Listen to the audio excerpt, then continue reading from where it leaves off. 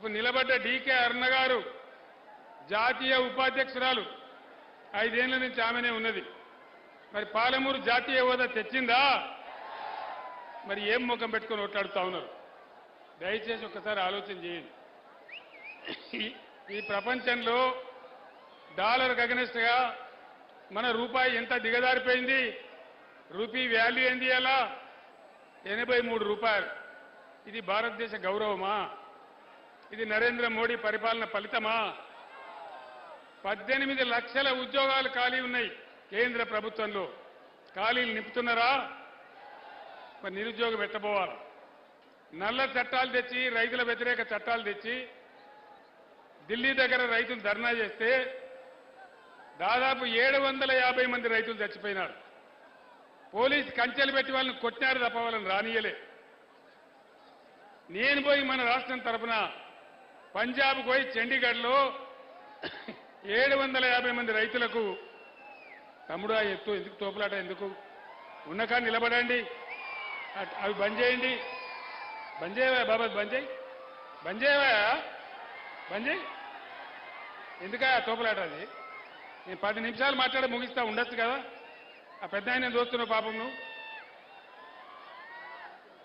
చట్టం ప్రకారం ఏ రాష్ట్రంలో ఎన్ని జిల్లాలుంటే అన్ని జిల్లాలకు కేంద్ర చట్టం ప్రకారమే నవోదయ పాఠశాల ఇవ్వాలి. మనం 33 జిల్లాలు చేసుకున్నాం. ఒక్కటన్నా నవోదయ పాఠశాల ఇచ్చిండా మోడీ?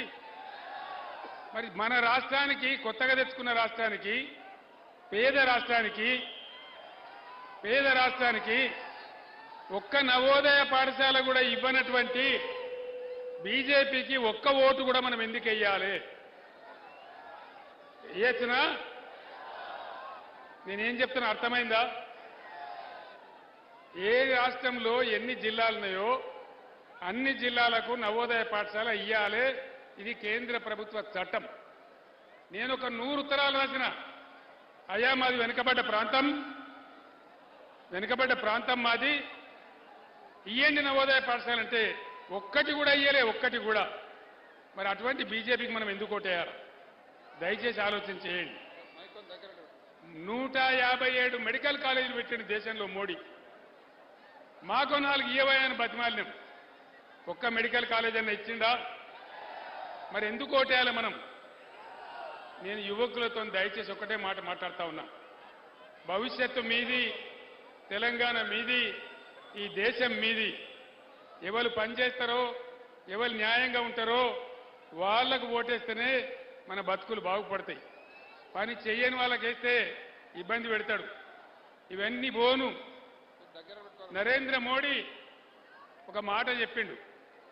ఏం మాట? కేసీఆర్ వ్యవసాయ బావుల కాడ నువ్వు తప్పకుండా మీటర్లు పెట్టాలి.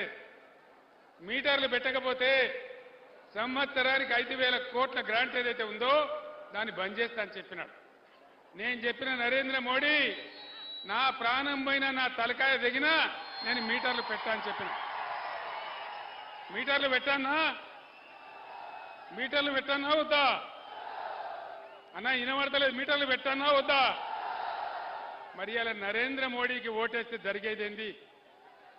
నరేంద్ర మోడీకి ఓటేస్తే మేం మీటర్ పెట్టమని చెప్పంగా కూడా రైతులు మాకే ఓట్లేసిండ్రు కాబట్టి ఖచ్చితంగా మీటర్లు పెడతా అంటారు. ఇప్పుడున్న ముఖ్యమంత్రి చోటేబాయ్, నరేంద్రబాయ్, బడేబాయ్. చోటేబాయ్ కోటేసినా, నరేంద్ర మోడీకి ఓటేసినా ఒకటే. ఈడ చోటేబాయ్ కోటేసినా పెద్దన్న పెట్టమంటాడు, పెడతా అంటాడు. బీజేపీ కోటేసినా గ్యారంటీ పెడతారు. మరి మీటర్లు పెట్టించుకోవడానికి బీజేపీ కోటేయన్నా? పెట్టుకోవన్నా మీటర్లు? దయచేసి ఆలోచన చేయాలి. 7 మండలాలు మన ఈ గుంజి ఆంధ్రప్రదేశ్కి ఇచ్చిండు నరేంద్ర మోడీ. 400 మెగావాట్ల సీలేరు పవర్ ప్లాంటు కరెంటు ఉత్పత్తి చేసే కేంద్రాన్ని మనది గుంజి ఆంధ్రాకి ఇచ్చేసిండు. మరి ఇటువంటి నరేంద్ర మోడీకి ఎందుకు మనం ఓటేయాలి? తెలంగాణ ఉద్యమం మనం చేస్తుంటే ఆంధ్ర వాళ్ళు మన నీళ్లు ఎత్తుకొని పోతా ఉంటే ఇక్కడి నుంచి కాలువ పెట్టి వాళ్ళ ఆనాడు రఘువీరారెడ్డి పాదయాత్ర చేయడానికి వస్తే ఇదే డీకేఆర్న పోయి మంగళారతులు ఇచ్చి అయ్యా నువ్వు మంచిగా తీసుకుపోతున్నావు మా తెలంగాణ నీళ్లు తీసుకుపోని మంగళారతి పట్టింది. ఈమెకి మనం ఓటేయన్నా? దయచేసి ఆలోచన చేయాలి. డీకేఆర్నకు ఓటేయడం అంటే ఏంది? వీళ్ళు మనకు అక్కరకు రాని చుట్టాలు ఈ బీజేపీ. అక్కరకు రాని చుట్టము, మొక్కిన వరం ఇయని వేల్పు, మోవరమున దాని ఎక్కిన బారిన గుర్రము, గ్రక్కున విడువంగవలవి అని చెప్పింది. మరి అదేవిధంగా ఎందుకు భారతీయ జనతా పార్టీకి మనం ఓటేయాలి? దయచేసి ఆలోచన చేయండి. మన కన్ను మనమే ఒడుచుకుందామా? మనకు విషయం ఇస్తే మనమే తాగుదామా? దయచేసి ఆలోచన చేయండి. నేను మీ అందరినీ ప్రార్థించేది ఒకటే, ఇవాళ వీళ్ళు వాళ్ళు అందరూ కూడా ఎవరు మనకేం చేయలే. ఇక కాంగ్రెస్ గవర్నమెంట్